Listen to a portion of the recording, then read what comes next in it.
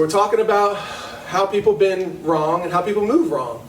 Again, we talked about what normal looks like. We talked about one set of faults, and then we're going to talk about another set of faults. And again, movement is what causes pain. Movement is how we bulge out a disc. The way we move, even though we tend to all have arthritis and degeneration as we get older, moving is what will cause irritation and inflammation and more stress on the joints than we need that will eventually cause pain. So again, let's look at how people tend to bend wrong in this set of videos.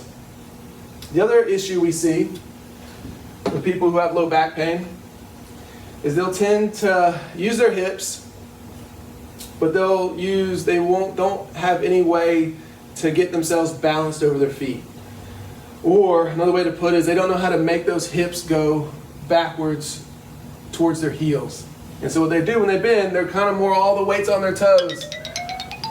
And to keep that weight on the toes, it tends to again pull your leverage back over the top half of your body, and you kind of have to use your low back a little bit more to get back up because you're not centered over the center of your feet.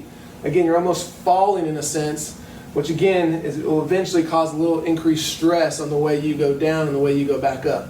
And the same thing happens with people who just have generalized low back pain and maybe don't exercise, and the same thing happens when people lift off the ground. They get that weight, and then maybe again they push with their knees too much, the weight's too far out in front of him, and guess what? We just create a whole lot longer distance to get that weight back over the middle of my feet than I would have if that weight was still centered over my body.